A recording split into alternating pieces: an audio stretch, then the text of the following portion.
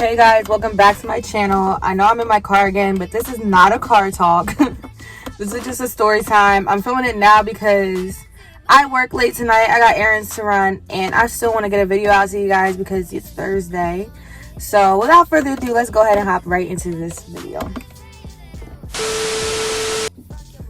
Okay, so this story time is about the time that somebody broke into my crib. And I know y'all are like, what do you mean? I'm not even gonna hold it any longer. So what had happened was, right, one night I came home basically after, like a day I was hanging out with my ex or whatever, because at the time we were still talking or whatever, and I got home pretty late, so it was like closer to like 1-2 o'clock. All right, so I'm getting ready for bed. At the time, like where my room was, I slept in what would be considered the dining room or the extra living room, right? So I didn't have like a door on my room. I had just a curtain. I had my dog in there. So like she's usually chill, really a calm, like sweet dog. But when I began to like lay down, she started barking. So I'm like, okay, something's weird. Something's going on. So I get up, I look around, I check like where my grandfather and my brothers sleep. I check downstairs. Like I literally look everywhere. I don't see anything, like nothing. So I don't think anything of it. I go lay back down. I get up again because the dogs are barking. I'm looking around and now the door that my grandfather usually closes to his room is open. So I'm like, I'm thinking like my brother just got home after me. So I'm like, I'm still not thinking anything of it. Go back into my room again for the third time and they're still barking. So at this time my grandfather had his dog too, so both the dogs are barking and I'm like, okay, they usually don't bark at this time, so something's up. So I walk back out and this time there's a man, some random guy, just standing in our kitchen. And I'm looking at this man, I'm like, who the F are you? Why the F are you in my house?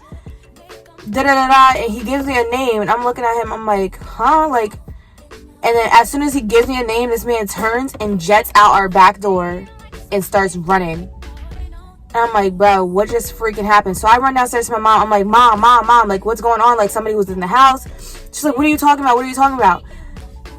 I'm like literally at this point in like a full-blown like panic mode. Like, I don't know what's going on. I'm like so like shaken up. So I knock on my brother's door.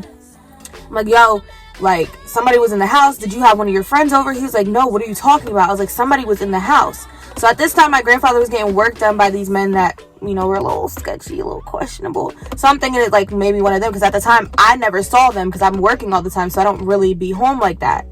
So I'm like, all right, no, like something's really going on. So I go and talk to my mom again and she's like, you need to call 911. So I call the cops. I let them know what's happening, or my mom calls the cops. I really can't remember who called what, because at this point, like, I'm just so blacked out. Like, I don't remember everything that was happening. I just remember little things. So I go and talk to my mom again. I'm like, mom, like, did you not hear anybody, like, go down the stairs? Like, this man was everywhere. And she was like, no, like, I just assumed it was your brother because somebody came and opened my door and they were like, is anybody in here? Is anybody home? And she's thinking it's my brother. Like, she's just half asleep, so she's not thinking anything of it. I was like, no, like, there was somebody in this house. I remember, and that's the good thing.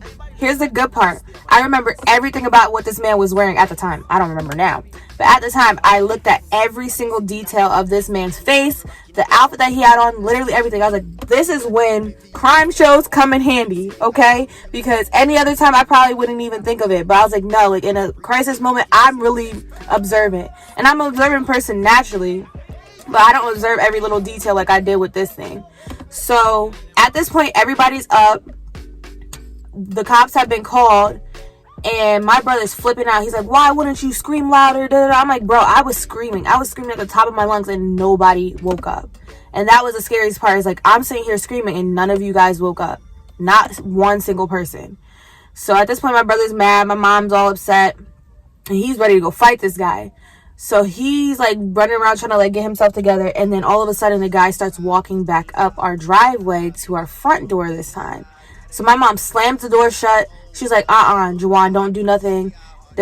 So she closes the door. We wait till the cops get there. Cops come in. They start talking to us. And they're like, well, let me backtrack. So before the cops even get there, I literally fall to my knees. Like, at this point, I'm having a full-blown panic attack. I didn't know how, like, to handle the situation, because I'm like, I've never had anything happen like that before. Like, where we live, it's, like, really calm. Like, nobody ever really has issues. Everybody basically knows everybody, so we never really had to consider, you know, certain things when it came to the house. So at this point, the cops show up. They explain to us, like, oh yeah, he has schizophrenia, you know, like his family lives a couple houses up, we've had problems with this guy before. My grandfather's like, oh yeah, I know the family. To me, I would press charges regardless. I'm sorry, like, you broke into my house, you made me feel unsafe, and on top of that, I dealt with something else after this situation. So I'm already, like, I've been on edge ever since. Like, everything I do, I'm, like, super extra about now, especially since 2 incidents happened really close to each other. But he was like, we're not going to press charges. I'm like, well, honestly, it's my decision to press charges or not, because I'm the one who found him, not you guys. But long story short, we ended up not pressing charges. And the man, like, ends up writing us a letter, like, explaining, like, he was off his meds. The voices in his head told him to come into our house, But my thing is, with that situation, like, the way our house is set up, there's no way you're telling me, like, you just randomly walked in. Like, you had to have looked at our house and really watched and everything for a period of time before you decided to do that. That's my opinion. You waited for one good day to try and get into it. Because any other time, our house is secure, locked up, baby. I don't play. I lock every single lock. Every single lock. I don't play that because I don't trust people. People just be doing stuff. But the one single time, now somebody comes in. So you're really telling me? Okay. That's a story for another time. But that's basically what happened. Like, to feel unsafe in your own home. Like, even today, like, I still be so jumpy. Like, I don't like being home by myself. I have somebody on the phone with me if I feel anything happen. I have family always on call, like, just in case, like, something happens. Like, literally the other day, my car alarm went off and I had to call a friend to come drive by to make sure nobody was trying to break in my car. Because I was downstairs and the alarm started going off, and that never happens. So I'm sitting here, like, I'm really an overanalyzer. I overanalyze a lot of stuff. But when it comes to my safety, baby, I do not play. Especially now.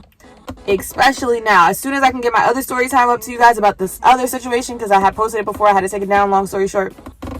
But yeah, as soon as I can get that up to y'all, stay tuned for that, because I'm telling you, like, my life is a movie. Like, the stuff that I be going through just be making no sense.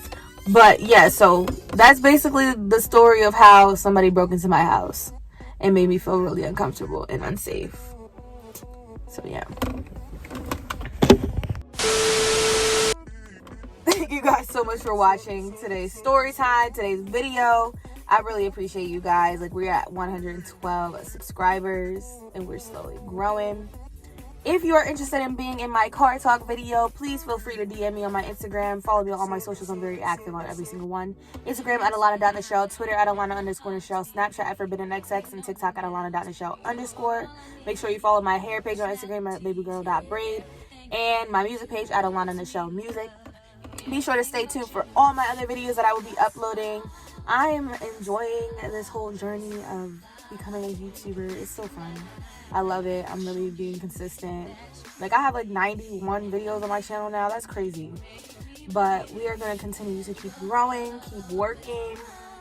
I know this story time was a bit, like, you know, quick and to the point, but I just really wanted to get a video out to you guys. So if you don't like it, I'm sorry. If you did like it, thank you. Be sure to stay tuned for other videos because I promise they're way better. I just really wanted to get something out to you guys, and I thought this was a quick story time that would be entertaining. But yeah, remember, much love and positive energy, and I will see you guys in my next video. Bye.